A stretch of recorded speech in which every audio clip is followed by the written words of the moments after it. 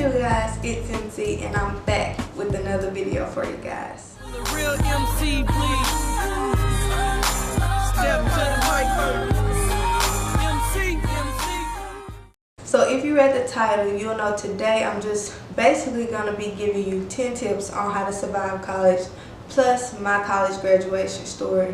What that basically means is, as I give you these tips, I'm going to be telling you my story on how I survived college. So with that being said, let's get into the video. It actually took me 5.5 years to graduate, and that's mainly because I changed my major. I didn't take any breaks, but I did change my major 3 times. I went to college, when I first went to college, I was just 4 hours away from home, so it wasn't that bad, but for most people that was like too far.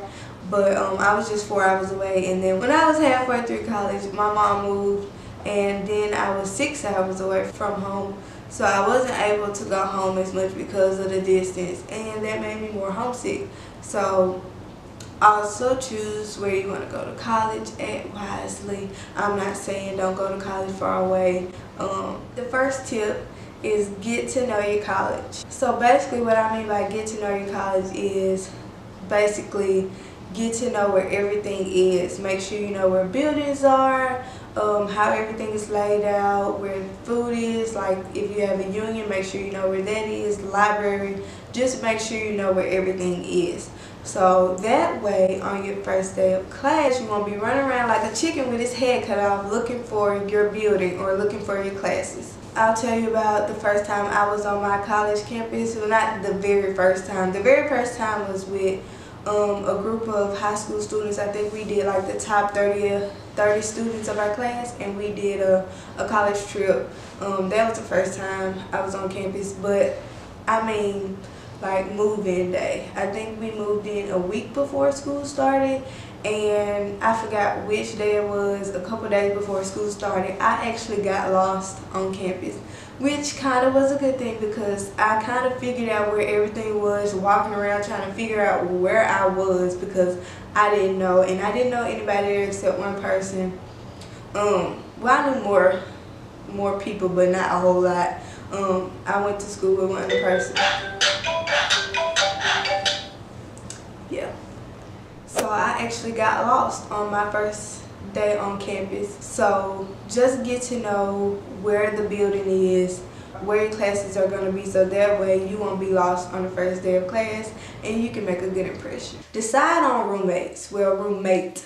When you first go to college, many people live in a dorm. I know I lived in a dorm for 2 years, and I actually went to college with a high school friend, and I didn't have a good experience.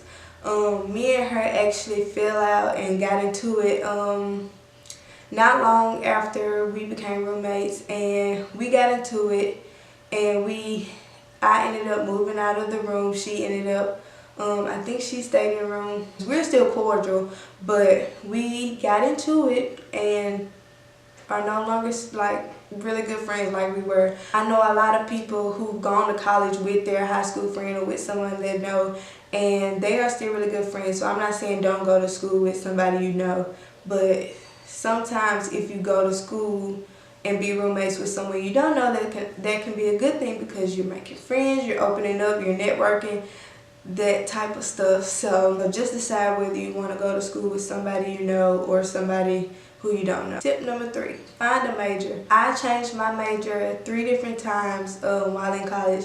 I came to college majoring in biological sciences. I wanted to be a doctor, you know, I had this all set. But within like a semester of being in that major, I figured out that I did not want to be a doctor and I wanted to be a teacher. So I changed my major from biological sciences to early childhood education, and I pretty much thought I was set. You know, I liked that major. That is until my advisor suggested me changing my major to human sciences, and I did not know what that was. But when I finally found out like what that major was, I completely fell in love with it, and I wish I would have known about that major this whole time, because I would have been in that major this whole time, because it was more flexible for what I want to do, you know. But a lot of people look down on other college students who go to school and they're undeclared. But I kind of think it's a good thing. Like, I wish I would have done that, because it's kind of like you're kind of figuring out what you want to do and what you want to be. And that way, in the beginning, if you're undeclared, you're taking all of the major core classes that everybody has to take. And then once you figure out what you want to do and what you want to be, you can choose your major and then take those classes. So just figure out what's all out there and figure out what you want to do. This may be the biggest tip. Go to class. I know sometimes you just get out of bed, you have the 8 a.m. and you don't want to go. I know what that feels like, because I've been there, and I know it's been plenty of times that I just didn't go to class because I didn't want to go. When I say go to class, I'm saying don't just not go to class because you don't feel like it and it becomes a constant thing, and you get comfortable doing it, because if you go to class, that can benefit you a lot. Some of the professors, you know, they pay attention to who's coming to class with perfect attendance, and they may give you extra credit, they give you bonus points, you know, they may give you the extra push just because you came to class. Not saying every day, but for the most part, most teachers give you like 3 or 4 class minimum that you can miss. Just make sure you go to class, because it can help you out a lot. Next tip, cheap college textbooks. This is something that I wish I would have known in the beginning, because when I first came to college, you know, I didn't know anything about written books or about these different websites. I always just bought my books, and I spent like $500 on books that I didn't even have to buy and that I no longer open to this day. Like, I probably didn't even open them when I was in class. Like, I went to Barnes & Noble, you know, Barnes & Noble, they're nice, but they charge the highest prices for books and they make you buy them. Whereas you can go online to like Chegg or Book Runner and you can rent these books for like little to nothing for a semester. And I wish I would have known about that in the beginning, because I would have done that personally. And then like where I am, where my college is, we have different places that let you rent books. But when you buy books and you try to sell them back, they will charge you way less than what you pay for those books. And it's kind of like a rip-off, and you're not getting like your money's worth. So don't go and necessarily think you have to buy all your books. You can rent books, and sometimes you can even borrow books from people who've been in that major. So just make sure you know what's all out there and weigh your options. Okay, make friends. That's probably one of the biggest things, because these friends, you know, you have your high school friends and you have your college friends. And me personally, I didn't go to college with anyone that I knew, so I basically, like, all the friends that I have now are the people whom I made friends with in college. And like, these are like the most amazing people, because like I bonded with them for 5 years, well 5.5 years now, and these are some of my closest friends, and I can call them up and we can call each other up, and we're like there for each other no matter what. So like make sure you make friends, and just be mindful of the friends you pick, and just make sure you know they're genuine people. So find financial support, whether you know, like me, I had financial aid, and when I mean financial support, I mean like whether you have to work, you know, your mom, your grandparents, or whatever it is, wherever the case may be. When I first came to college, I didn't have a car my first year, so I had to depend on other people, you know, to take me grocery shop or just take me around. And me, I'm the type of person, I don't like bothering people that often. So once I got my car my second year, you know, I was very relieved, but I also had to get a job to pay for like gas and just other things that I wanted. And like working while in college is kind of hard, because you know you don't have that much time to study. You know, the time that I spent working, I could have been studying. You know, I could have been doing more stuff on campus that I wanted to do. I was limited to doing so much stuff, and I wish, well, I know that when I have kids and I send them to college, if I don't pay for them to go to college, I will make sure like I send them money, because working limited me from doing so much stuff that I wanted to do, that I don't want my children to have to do that. So make sure you know where your financial support is. Get organized. My first year of being in college, I relied on my dry erase board, which was okay. But then once I got more into college, I got a planner, which was even better because I could actually take that to class and I could write stuff down on it and I could actually refer back to it when I got home. Just make sure you get organized, whether it's with the dry erase board, a planner, sticky notes, you know, phone notifications, whatever it is, because once you get to college, it's not like high school where they called you a lot and they reminded you when tests were going to be, when you had homework. They may let you turn in stuff late without deducting points. It's not like that in college. They will deduct points. They sometimes will not let you turn it in at all, and they will not be lenient and remind you about certain stuff.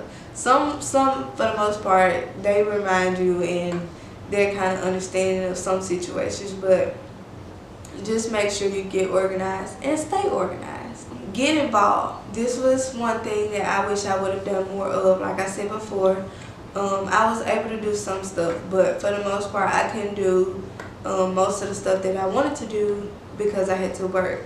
But getting involved is a good way to make friends, you know, open up, do stuff out of your comfort zone, and network once again, which is a big thing, networking. So when you get involved, you know, do different stuff that you wouldn't typically want to do.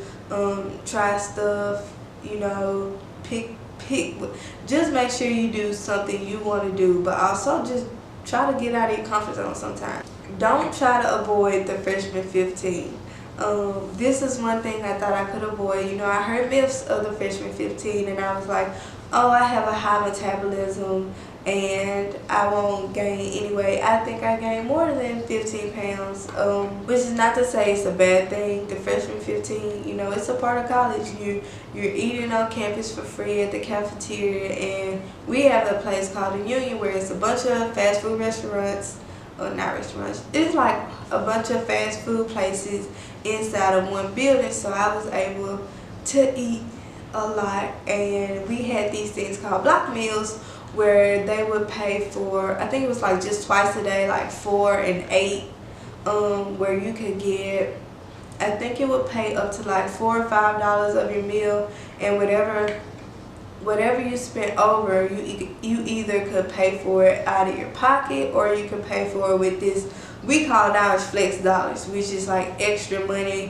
where you can spend not just for like food, but you can spend it on, like we have the pod, kind of like a grocery store, and you can buy like chips and candy and stuff like this. So whatever you spend over, you can use your flex dollars, or you can pay for your whole meal with flex dollars if you use your block meal and you want to eat again before the next one came. But it's not a bad experience. Freshman 15 is just a part of college.